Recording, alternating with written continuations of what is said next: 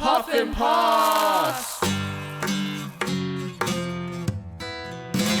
Yo, welcome everybody. This is Puff and Pass. We're talking about drug safety, drug education for the youth, by the youth, straight out of Adelaide. What up? I'm Skeptic the Rapper. You know, man, I'm Red. What's up, everybody? How you doing? I'm Rachel. Hi, I'm Bella. Alright, so just before we get into it today, guys, as per usual, just a little content trigger warning before we get into it.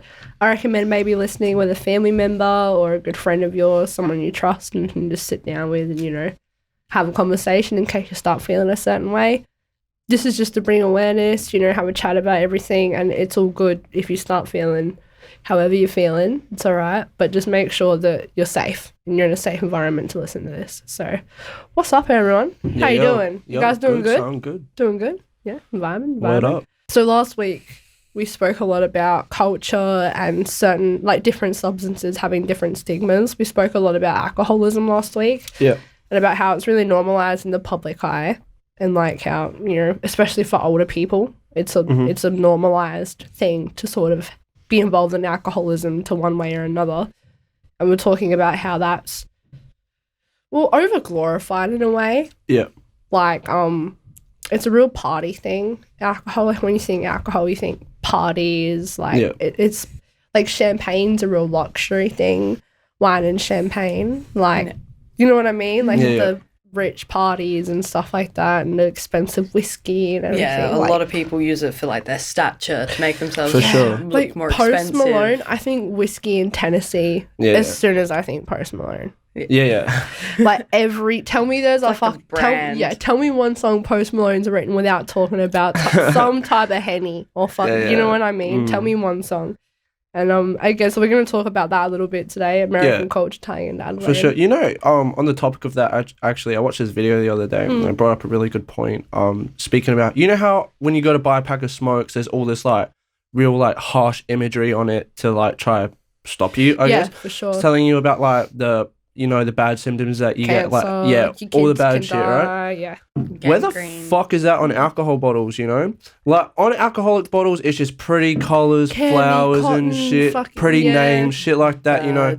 Where's the warning label? You know, like, there's nothing, like, there should be warnings, like, you know, like, fucking, like, there's nothing telling you about, like, how you get mad angry on it, you fight with your best friends, you know, you lose self-control. How come medication and cigarettes, even medication have those? For sure, like, not once have I ever heard about, like, some dad getting home after work after a long day, beating their kids and being like, oh yeah, it's because I had too many smokes today. Yeah, exactly. I had too many cigarettes. Like, I know what you're saying, 100%. Why isn't that made more clear? No, for sure. Yeah. Why? Yeah, and we were talking about how bottle shops are made pretty. Yeah. And even to little kids, like, they do things like they put snacks in the eyesight of children, so that children, when they're in the alcohol shop, they're wanting to purchase something from the alcohol shop. Yeah. And they associate the alcohol shop with a packet of Doritos or a packet of nuts or a packet of jerky or like something. Those little bags that come with some bottles and stuff like that, when they come with, like, little decorative bags and weird stuff like that. Even pretty promotional bottles. items. Yeah, even pretty bottles. I, to this day, collect pretty bottles. Little skull-shaped ones. Yeah, and stuff exactly. Like that. Exactly. Like, they're roping you in with... it literally looks like candy. It's the adult version of candy. It's like how we were talking about in primary school, it's gum. In high school, it's cigarettes. Yeah. And it just progresses more and more through, like, the older you get, it seems to progress more like that. I think people don't talk enough about how alcohol is such a huge problem. Yeah. Like, we all know it's a problem, so I think that's why people don't talk about it, because everyone's like, oh yeah, we know that long-term alcohol use shit. But what about one night when you're taking party drugs or whatever and you get alcohol poisoning and you're over, like, people don't talk about that. Or they don't talk about the fact that, like, some people's parents are, like, develop pancreatic cancers and stuff like that. No, because you can only process so much alcohol. Yeah, so 100%. It's poison. Yeah, exactly. And it's over an literally extended poison. period of time, it'll degrade your kidneys and your pancreas and that, so on and so forth. And to a point where it will rupture. Yeah. It will kill you. Your body can't handle it. No, you're right. So you're allowed to start drinking at 18. It's promoted. You have your first legal drink. Wink, wink. nudge, nudge. Like, you know what I mean? And if you keep steady at that, by the time you're 45, you'll have a rupturing organ somewhere. Yeah, exactly. And like Ty said, there is no promotion of that. Like, there's no promotion of safety and education of alcohol use. It's pretty bottles, like bright colours, funny shapes. Like, because it's like in the early 2000s, sometime before 2012, they changed all the smoke packets from bright colours to olive green with the deterring images. Exactly. Whereas beforehand, it was bright colours. It's a legality to have the warning things and cancer, and it's thought as more of a deterrent. So it's like, that's not pretty. That looks ugly. Smokes that, like, even like when my grandma was a child and stuff, they were quite glamorized. Yeah, like you could get smokes in different colors, like different pastel colors. Really, that's crazy. And you could get ones that were just plain black.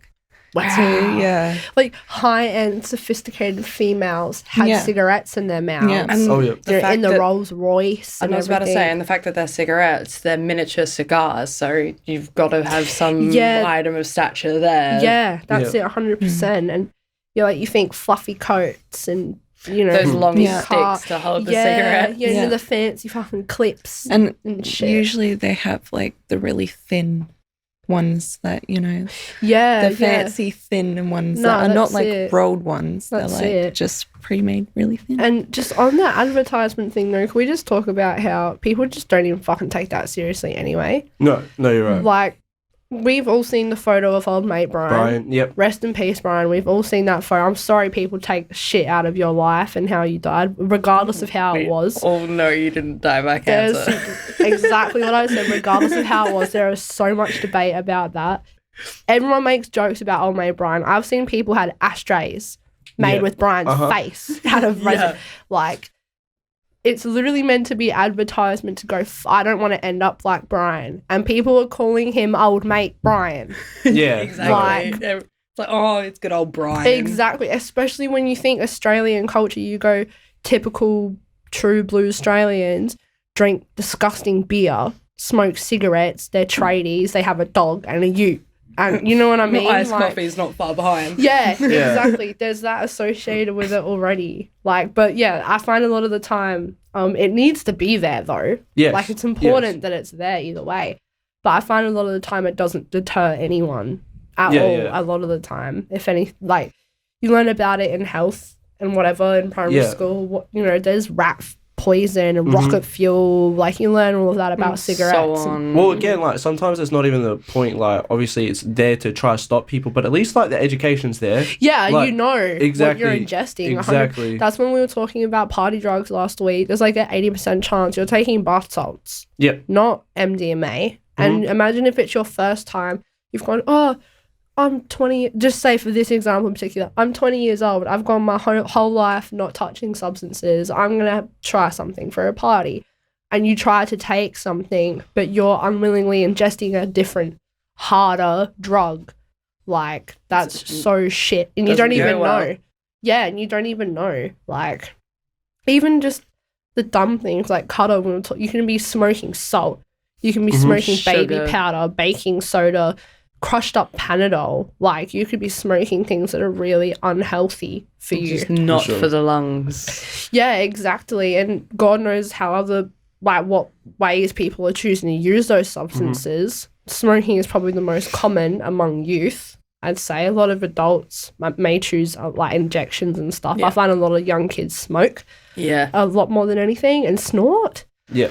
Like, they like ingesting drugs immediately. Yeah, youth like drugs that hit them immediately. They like chasing that immediate high and that immediate kind of hit, But kind of tying into that, do you guys think that youth over-glorify positive drug use in a way? So, like, I kind of have said it a few times, but that whole...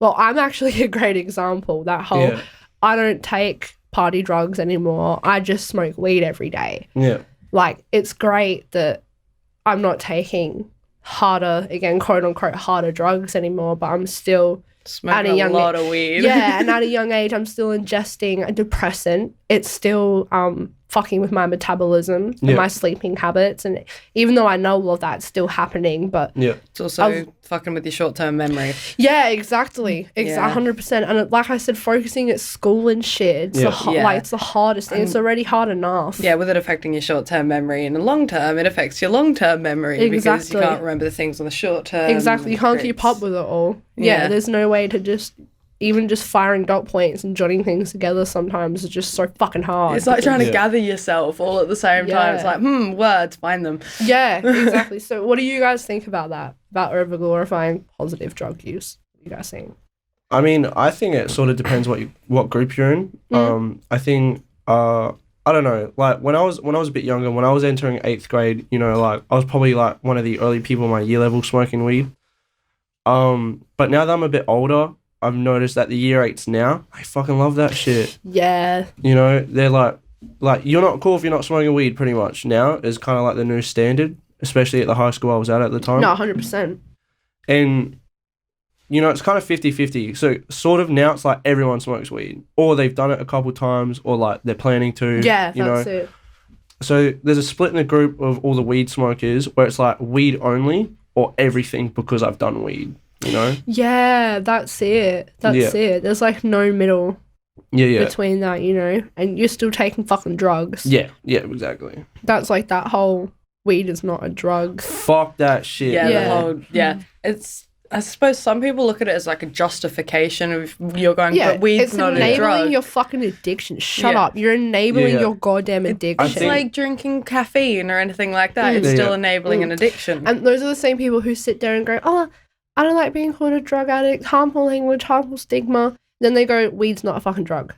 Yeah. Like, you're spreading misinformation. That's bullshit. Yeah. Weed is not addictive. Weed is not a drug. That is straight up misinformation, and it's dangerous misinformation. And I suppose the way that they're looking at that is it's in the non-addictive way is a lot of people here in Adelaide in particular aren't smoking it straight, they're mixing it, and that becomes an addictive feature in itself 100%. Along with how you're doing it. So I've had friends who don't smoke those but smoke mix. They think they're addicted to mix, but they're addicted to fucking tobacco. Yeah, exactly. They don't even know that. It's so habit forming. Like a lot of people, they just get into the habit of it like, oh, I need it before I eat, I need it before I do this, and it just becomes a routine for them. 100%. And it just becomes normal function. Yeah, for sure. Even myself, I was in that mindset for years of saying, fuck smoking cigarettes, don't see the point.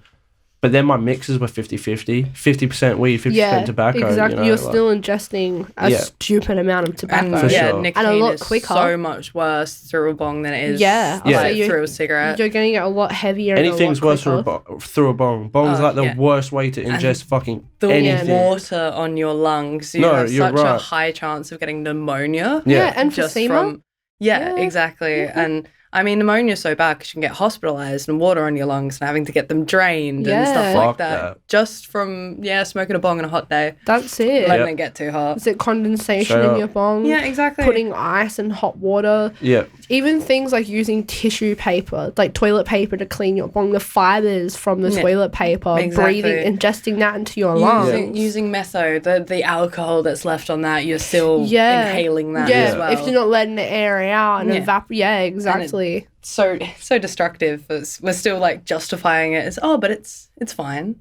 Yeah, that's it. It's like I'm literally that person. Like it is great. I'm doing so much better today. Like I've had jobs. I've finished more school. Like I'm a high functioning addict on marijuana today. Yeah.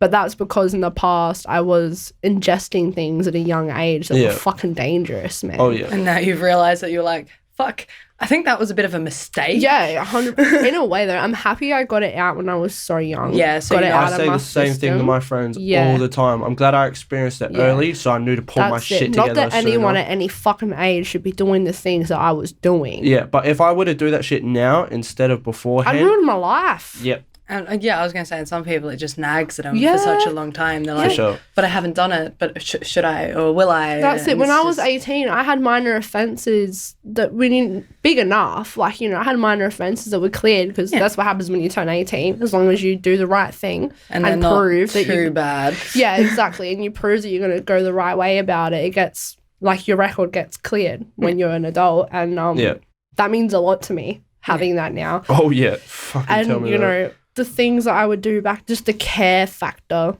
Yeah. Is zero. Yeah, exactly. The fact that there was no care for what you were doing and the consequences of what you were doing. 100%. Like I said, these days, even just things like I participated heavily in a club sport for a long time. Yeah. It's bike racing. I was there for ages. It got to one point I was accused of smoking bongs in a car with an adult and another child and my partner at the track that day. That never fucking happened. First of all, I'm too ashamed of the stigma associated with being a fucking stoner to be smoking at a sports facility. Yeah. I'm actually competing at world-class levels. We have people paying for plane tickets to come over here to compete. Like, why would you ruin that opportunity? Yeah, exactly. And I know that there's that stigma, but everyone believed it. Yeah. Everyone, but my dad, my mum, everyone at the track believed it immediately. And my spot on the Australian team was threatened over that. And I had to prove it wasn't me.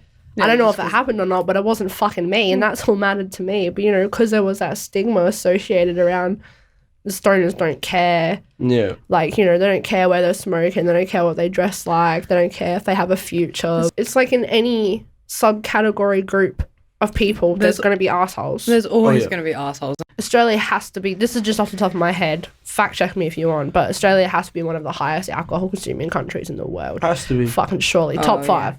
Top five, obviously, surely, mate. Obviously, we pride ourselves, fucking pride's a shit word for it, but we pride ourselves on, like, how great our wine is. Yeah, some of the best wineries. Without a doubt, I would totally agree with you. Yeah, definitely. We prize ourselves on our Riverland. vineyards. Yeah, the Riverland is ran on alcohol. Yeah. And for fruit, and wine. I was going to say, my family, when they came down here in Coromandel Valley, all the orchards and the vineyards around Weymouth Oval and stuff like that, that was all my family's. And it's like, that was prized to the family. Yeah. And that was 100%. cherished over houses or anything like that. That was kept over the family house. 100% grapes and fruit. Was kept over a family house. Yeah. Like, that's how important it is to so many, like, families and cultures and stuff like that, because it's such an income as well, because it's such a large export and import to the country. The Riverland revolves around how much alcohol they are producing. Exactly. 100%. Their economy relies on that sort of shit. The whole community revolves around it. Yeah, which, I mean, I suppose boosts the culture to it as well, because they're like, oh, but I'm helping. I'm supporting a farmer. That's it. And in places like that, I know that's not Adelaide, but in places, Adelaide, like us here, in places like that. Exactly. In places like that, you think, they have nothing to do out there. All they do is drink and drive and smoke. And shoot things. Yeah, again, there's that stigma built around that straight away. You know what I mean? That whole... But again, that ties into the true blue Australian. Yeah, for sure. Cattle dogs. Happy little Vegemites. Yeah, exactly. And happy little Vegemites are now beer gut Australians who, don't know how to talk with their freaking wife and kids properly, and it's bleeding into younger generations. That's what, like, here I was going to talk about Adelaide drug culture and how American culture influences that. And like that's like what I said before, Post Malone. Post Malone's a huge American artist. Like I said, with the Henny and shit, that's who you think of straight away. But that's how easy it is to appeal to that culture of people. People just bite straight into it. Yeah, 100%. Obsessed with it. 100%. It's like, you think of all the rappers that pass away all the time, like Juice WRLD, constantly. Peep, like you hear about that stuff all the time, and like those people are not much older than us. No, not by much. How old was Pete, bro? Do you know how old Pete was when he passed away? I think it was early in his early 20s. Yeah, so not 30. Like no, they're our age. Yeah, really. they were like early to mid 20s. Yeah, I'm 20 in 6 months. Like the age difference is not that astonishing at all. It's really close, and because we're looking at their culture and trying to kind of reenact it over here. Like, you even hear people screaming things like blood and crip over here. We don't have blood and crip. No, we don't. No, it's like we don't have West Side and shit like that. Yeah, exactly. This is fucking Adelaide. Yeah, we don't have the East Coast. It's like, stop with that. Yeah, it's not our cultures. And that ties into drug culture again. Yeah. And, young people think they need to pick sides and choose what type of drug addict they're going to be. Yeah. Are they going to be a gangster? Are they going to be a hood rat? Are they going to go to school? Like, what fucking character am I used to be like that. With my black friends, I acted more black. When I was with my white friends, I was more a clean, straight cut person. When I was with my friends who were straight, I couldn't act like a fucking drug addict. No. When I was with my friends who heavily used drugs, we were heavily using drugs. Yeah. The environment, like the culture and the environment changes in every group where you are. And when you're a part of numerous groups, as you usually are as a member of the youth, it gets so fucking muddled up. And for sure. A lot of the time when you're young as well, even like when you put yourself into those spaces, you don't feel fine in those spaces. You don't actually want to be there, but you're like, everyone else is here, so I've got to be here. No, 100%. Well, Adelaide's drug scene is actually fucking way bigger than what like you might think it is. Oh yeah. For example, we have this cafe that just opened up on Port Road, Uncle Puffy Eyes. They do skateboarding sessions there and shit, so that's how I'm involved with that crew. But they do this thing like every month called like Psychedelic Thursday, which is where everyone who's ever done psychedelics in Adelaide will come to this cafe and just talk about like their experiences like on drugs and shit. Obviously, let's be real. Be insightful. How many people are tripping there? Yeah, let's be real. How many people are going to be tripping there? How many people are selling there? You know? That's it, man. That's right. It. It's a culture. Guaranteed. Most of these people already fucking know each other because of how big the drug scene is. That's it, man. 100%. Like when I was going to clubs. Yeah. For the first time as like a legal you realize fucking how adult. small Adelaide is. Oh, no, the drugs, man. Like I actually couldn't believe like just things like cocaine and like how lines of coke. Your face.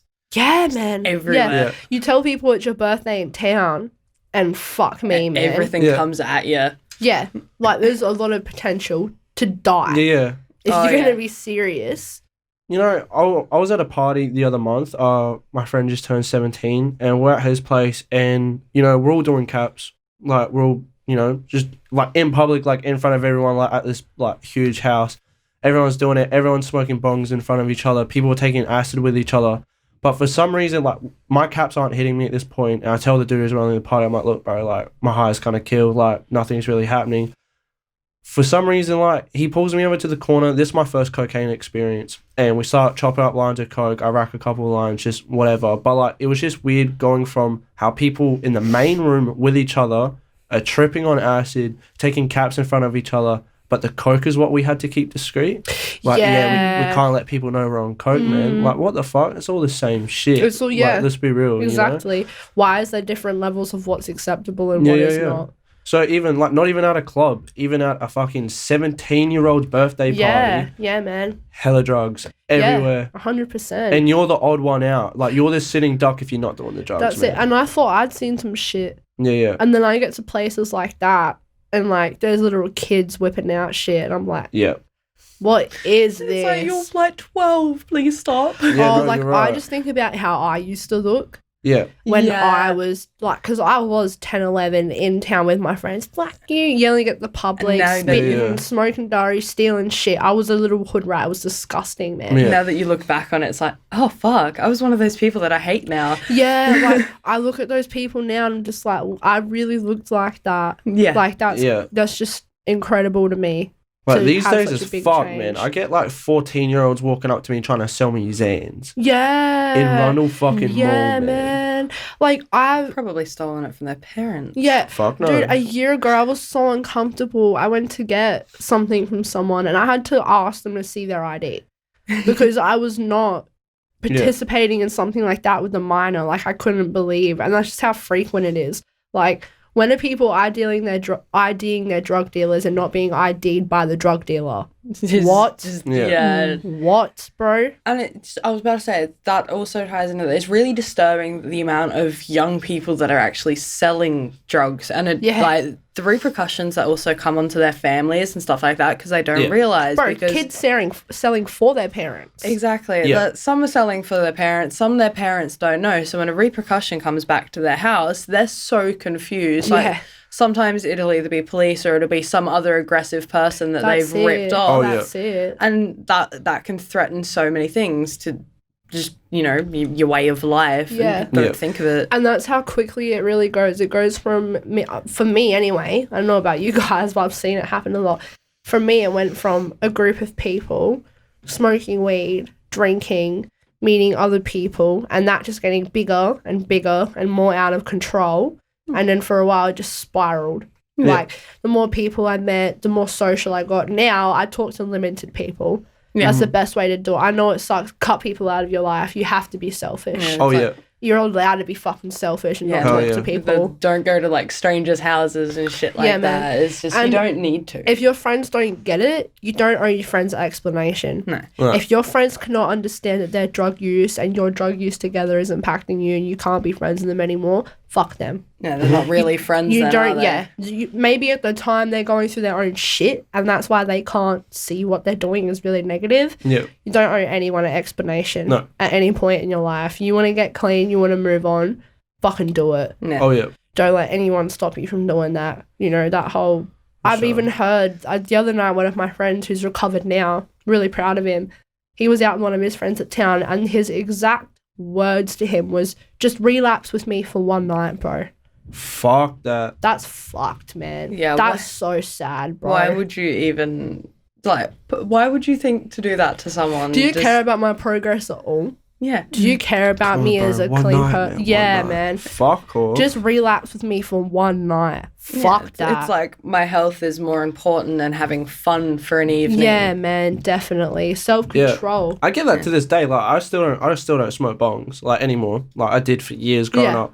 I don't really smoke bongs anymore. Still to this day, I have people, like, still bugging me for it, you know, like, come on, bro, smoke one bong. Mm-hmm. You'll be all right. You smoke joints, you smoke cigarettes. Yeah, exactly. You did it for ages, man. You were fine, exactly. Bro. I wasn't fucking fine. Yeah, my bro. I had time with that shit, you know. Like, that's a lifetime ago, That's you know. it, like, bro. Different people, man. Yeah. Like, it's hard hanging out with friends who are still using. Yeah, even small things, even like fucking when you're trying to stop smoking cigarettes, every mate will not hesitate to spark up a dart in front of you.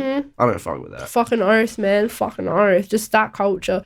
What's the line of that song, bro? What, sparking up a dart? It's a trademark. Yeah.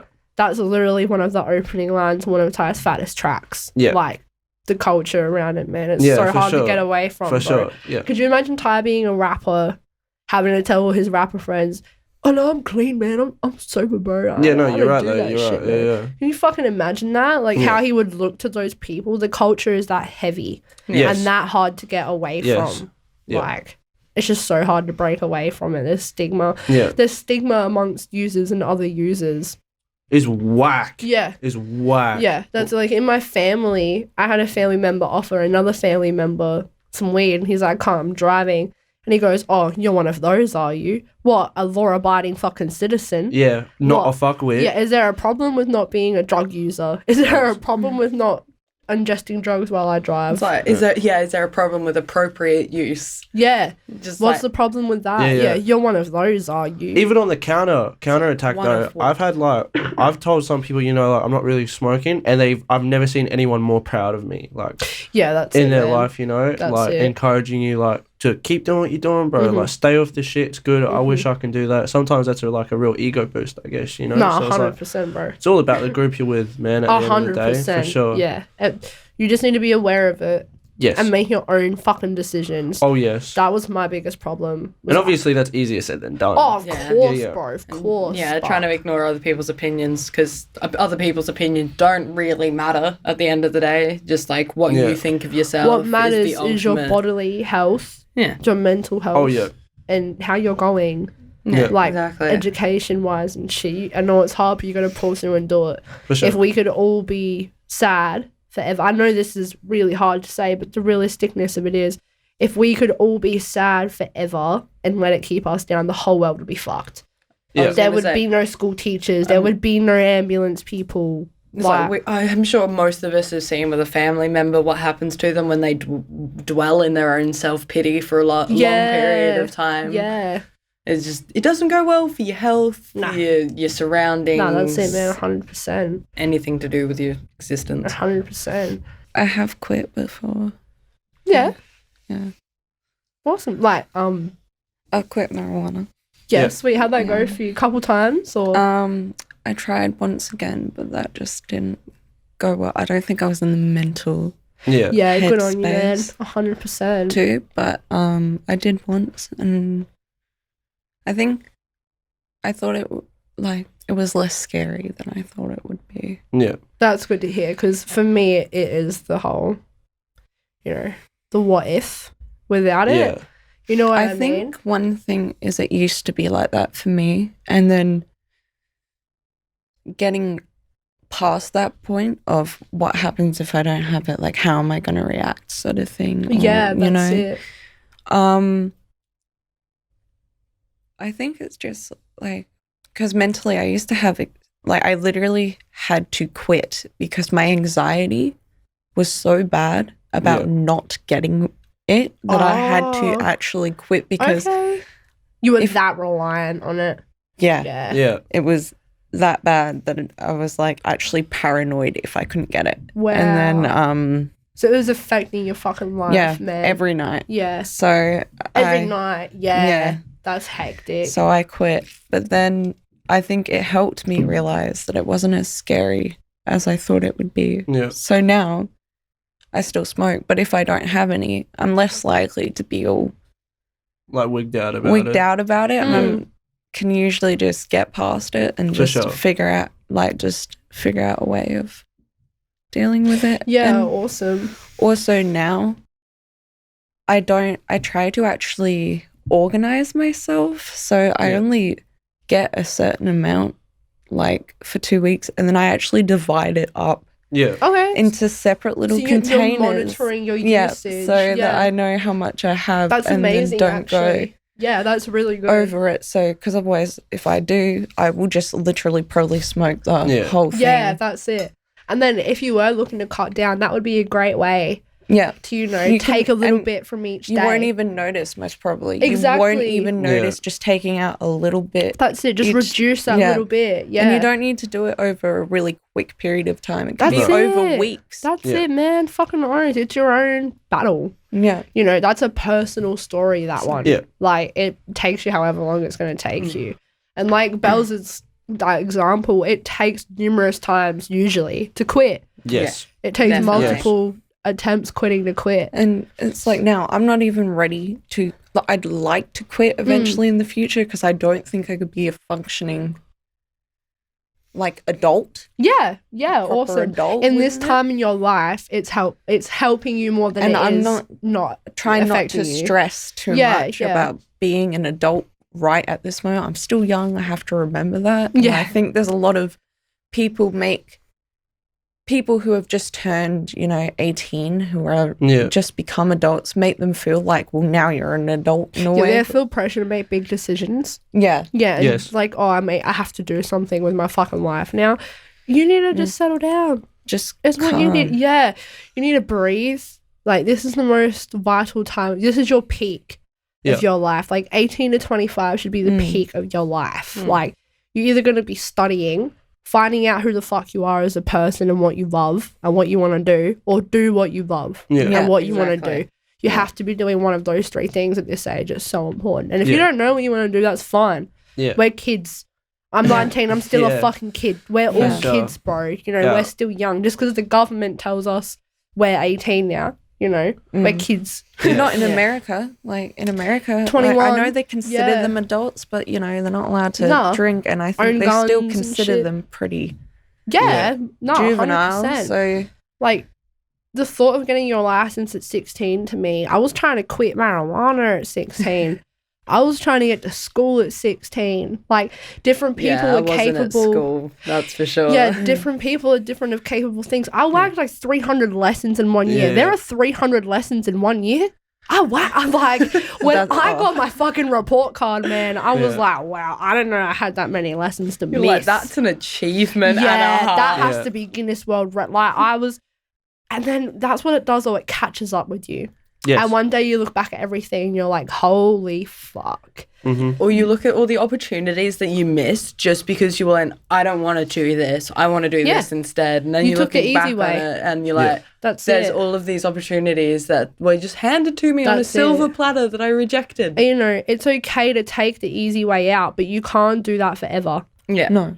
Being an adult is learning how to not take the easy way. Exactly. And there's no easy way out of an addiction. But I think too that obviously I have grown with my addiction more, that now I can control it a bit better and manage it a bit better. Well, you've gone from, oh my God, what happens when I don't have it, to, no, I'm going to monitor how much I'm having. Yeah. I know that it's there. Like, you know, I know how much, you know how much you're spending. Yeah. You're calculating money there. Like, there's so many good things that go into that. Yeah, it's very hard for a lot of people to be able to just take that step back and just go, I need to rebudget everything. That's it. Once you're borrowing... Pace myself. Yeah, once you're borrowing money for your drug habit. And also just realizing too that if I save money and get a bigger bag, then I'm not running around constantly and I have that time to relax in between. Yeah, less interactions with dealers. Yeah. There's multiple benefits. I think personally, quitting's not for everyone. You know, some people are just going to freak out for the rest of their lives because they're trying to quit. You know, sometimes that stress isn't for everyone. Yeah. I like to live by the rule, anything in moderation's okay except crack. No, fair enough, brother. So, fair enough, brother. So I think you're playing it smart, you know, moderating your weed use and shit instead of trying to tell yourself that you're going to quit, which sometimes, realistically, it's an unrealistic goal. Yeah, that's it, man. For a lot of people, sometimes you just can't quit, you know. People like my mother, they are genuinely better people when they are on a substance. Yes. They are better collected. They're more emotionally stable. I know that's a shit fucking excuse, but because she's been like that for so long and there's no changing her ways, you're just going to make sure she does it safely. Exactly. Unfortunately. Yeah. And I think recovery is different for everyone as well. For example, when I was fucking like 12 or whatever, and like obviously, you know, I didn't try to hide it, you know. I was selling bags when I was fucking 12. Like, I didn't give a shit, who knew. They put me in rehab. Well, they put me in like some drug counseling. That's what it was, drug counseling. That shit didn't fucking work. I went for 2 sessions. One session, I was like, yeah, I'm addicted. Next session, I was like, yeah, I quit. Don't worry about it. And they let me walk the fuck out of there. You know? What the fuck is that? Yeah. It took me until I was like, I was 16 when I really sat myself down and was like, look, you got to get your fucking shit together. I can't say that I've quit. I haven't quit, you know? That's it. But I went from smoking bongs the second I woke up, every hour of the day to the second I went to sleep, to only smoking a bong like once every month. Yeah, man. And even then, fuck bongs, you know? No, that's a couple it, drags of a joint every month will set me, that's you know? It. But that step, you know, making those steps towards that is what's really important. That's right. Any progress is progress. Yes. And be fucking proud of that. Yes. Like Bella made a really good point about relapse doesn't make you a bad person. No. Unless you're doing things like your mate's going relapse with me for one night. That's fucked. And you'll willingly choose to relapse. Then you should probably stay away from that person. Yes. They don't care about your well-being. That's the whole it's okay to be selfish thing. Yeah. Fuck people. Like, I know it's hard to be like that. I've had to cut family members out of my life. For sure. Because of my suspicion of their drug use. It was affecting me. Yeah. And as a child, no child should be having to make that decision. But especially amongst other children. Yeah. Like friends. Yeah. Amongst other friends, you know. And or parents upon their children, just the impact that has on people for the long term. Sure. Whether they ever, you know, delve in the same thing as their parents, it still will impact them. No, 100%. Like, I was dating a girl and her dad would just smoke meth like in front of us and shit. I fucking, apologies to the girl, but that was a real big reason why I broke up with her. I can't be like stuck. Like, you're a product of your environment. Yeah, man. But sometimes you have to make your environment a product of you. Yeah, fuck oath. Sometimes you can't just wait for a good setting to come. No, you just you're going to make it. Yes. You have to make that Exactly happen. that. Exactly Definitely, that. man. Because I don't know, I've seen that a lot. Yep. Like, where you've just been in a... Like, especially when you're, like, with someone really good, but the people there around are fucking trash. Yes. Like, that's still... If it's still around you, it's around you. Yeah. It's no good. Oh, why are you going to that trap house still? Oh, to see my best friend. Nah, man. Fuck that. Stop, bro. If you just can't hang out somewhere else, they can't come to your house. Why don't you guys go to the shops? Exactly, or, like, hang out at somewhere. Exactly. I've noticed how I kept my friendship circle tight is when this was when I was 16 and I gave up. Like, well, not gave up, but I was like, I'm cutting like this shit out as much as possible in my life. I figured out my real mates were the ones who stayed with me through it and started hanging out with me for more reasons than just smoking a bit of fucking dope, you fucking know? Oris, you really figure out who your friends are. For sure. Definitely. Yeah. I have friends now I haven't spoken to because 3 years ago I told them I wouldn't get high with them. Yep. We haven't spoken since. Fuck that. We haven't spoken since. Yeah. You know what I mean? I'm fine with that. For sure. I wish the best for them. For sure. But my best is more important to me. And at one point where I tried giving up beforehand, before I was 16, you know, I went from like 100 friends to 0. Yeah, at one point. And sometimes that's just not a bad thing. Mm-hmm. Surely, like, you're going to be a little bit lonely, whatever, I guess, but you realize who the fuck cares about you and who doesn't. And that encourages you to, like, go find the right people. 100%. Do the right fucking thing. Yeah. It gives you a bit of a time to accept yourself as well. For sure. Yeah, definitely, dude. For sure. You need that time. Like, that's what I was saying about between 19 and, like, 18 and fucking 20. You know, like 25, that age. You need to figure out what you're doing with your life and what you want your recovery or your life to look like. Yeah. Like Bella said, she knows that one day she's going to have to give it up as an adult, but right now it's not the best thing for her. You have to be evaluating your future like that. Yeah. It's like people are always either recovering or developing. It's 100%, bro. Progress being 100%. made. And as long as it's positive progress. Yeah, yes. And the way Bella's thinking about it, prevention is always better than solution. Yeah. You'd way rather prevent a situation happening than it happening and having to fucking fix it. Yeah. I'm going to live by that. I really fuck with that. Yeah, prevention is better than solution. Yeah. That's always the key, what you're always looking for. For sure. Yeah. But yeah, that being said, guys, thanks for coming in today. For sure, thanks for having us. Chats today. I really appreciate it. Fucking get clean, man. Don't be scared to fucking quit drugs. That's it. Don't be scared to fail. Yep. Don't be scared to try get clean and then end back up on it. One thing about if you do relapse or anything, that doesn't mean that you are a complete failure and that you failed everything.